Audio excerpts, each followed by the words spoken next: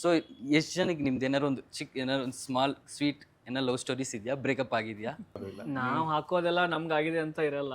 ನಾವು exactly. ಫಾಲೋವರ್ಸ್ನ ಈಗ actually ಹೇಳ್ಬೇಕಂದ್ರೆ ಒಳ್ಳೆ ಕಂಟೆಂಟ್ ಗಿಂತ ಬ್ರೇಕಪ್ ಆಗಿರೋ ಕಂಟೆಂಟ್ ಜಾಸ್ತಿ ಹೊಡುತ್ತೆ. ಯಾವ್ದೆಲ್ಲ ಹುಡುಗರಿಗೆ ಆಲ್ಮೋಸ್ಟ್ 90% ಯಾವ್ದೋ ಹುಡುಗಿ ಇದ್ದೇ ಇರ್ತಾಳೆ, ಅದು ಏನೋ ಸಿಕ್ಕಿರೋದೇ ಇಲ್ಲ.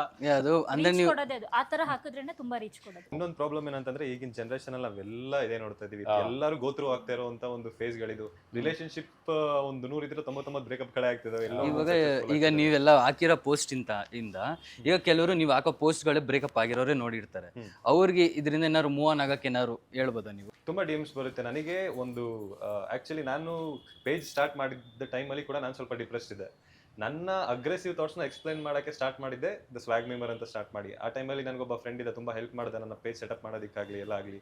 ಸೊ ಅಲ್ಲಿಂದ ಕಂಟಿನ್ಯೂ ಮಾಡಿಕೊಂಡು ನನಗೆ ಗೊತ್ತಿರಲಿಲ್ಲ ನನ್ನ ಪೇಜ್ ಈ ಲೆವೆಲಿಗೆ ಇಷ್ಟು ಫಾಸ್ಟಾಗಿ ಗ್ರೋ ಆಗುತ್ತೆ ಅಂತ. ಸ್ಟಾರ್ಟಿಂಗ್ ಸ್ಟೇಜಲ್ಲಿ ಒಂದು 25 to 30K ಫಾಲೋವರ್ಸ್ ಎಲ್ಲ ಆದಮೇಲೆ ಸ್ವಲ್ಪ ನನಗೂ ಇಂಟ್ರೆಸ್ಟ್ ಕಮ್ಮಿ ಆಗ್ತಾ ಬಂತು.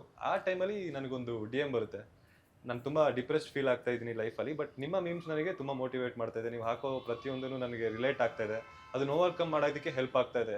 ಸೊ ಅಲ್ಲಿ ನಾನು ಅನ್ಕೊಂಡಿದ್ದು ಏನೇ ಇಂಟ್ರೆಸ್ಟ್ ಕಮ್ಮಿ ಆದರೂ ಇದನ್ನ ಮಾತ್ರ ನಾನು ಯಾವತ್ತೂ ನಿಲ್ಲಿಸೋದು ಬೇಡ, ಸೊ ಕಂಟಿನ್ಯೂ ಮಾಡ್ಕೊಂಡು ನಾನು ಹೋಗಲೇಬೇಕು. ನಾನು ಮಿಷನ್ ಸ್ಟಾರ್ಟ್ ಮಾಡಿದ್ದು ನನಗೋಸ್ಕರ, ಬಟ್ ಇವಾಗ ಏನು ಫಾಲೋವರ್ಸ್ ಬಿಲ್ಡ್ ಆಗಿದೆ ಅವ್ರಿಗೋಸ್ಕರ ನಾನು ಕಂಟಿನ್ಯೂ ಮಾಡ್ಕೊಂಡು ಹೋಗ್ಬೇಕು. ಟು ಬಿ ಆನೆಸ್ಟ್ ನಮ್ಮ ಲೈಫಲ್ಲಿ ಎಷ್ಟೋ ಸಫರ್ ಆಗ್ತಿರ್ತೀವಿ, ಆ ಪೇಜಲ್ಲಿರುವಂಥ ಪ್ರತಿ ಫಾಲೋವರ್ಸ್ ಆದರೂ ಅದು ನಮ್ಮ ಫ್ಯಾಮಿಲಿ ಥರ ಫೀಲ್ ಆಗುತ್ತೆ. ಈಗ ಕನ್ಸಿಸ್ಟೆನ್ಸಿ ಮೇಂಟೈನೇ ಮಾಡಿರಲ್ಲ, ಏನಾದರೂ ಬಂದ್ಬಿಟ್ಟು ಚೆಕ್ ಇನ್ ಮಾಡ್ತಾರೆ, ಏನಾಯಿತು ಲೈಫಲ್ಲೆಲ್ಲ ಓಕೆನಾ. ಆ್ಯಕ್ಚುಲಿ ನಮಗೆ ಪ್ರೈವೇಸಿ ಮ್ಯಾಟ್ರಿಂದ ಬಿಟ್ಕೊಡೋಕ್ಕಾಗೋದಿಲ್ಲ, ಬಟ್ ಸ್ಟಿಲ್ ಅರ್ಥ ಮಾಡ್ಕೊತಾರೆ ನಾವು ಹಾಕೋ ಪೋಸ್ಟಿಂದಾನೆ. ಸೊ ಅವ್ರಿಗೆಲ್ರಿಗೂ ಥ್ಯಾಂಕ್ ಯು ಸೋ ಮಚ್. ಹೌದು.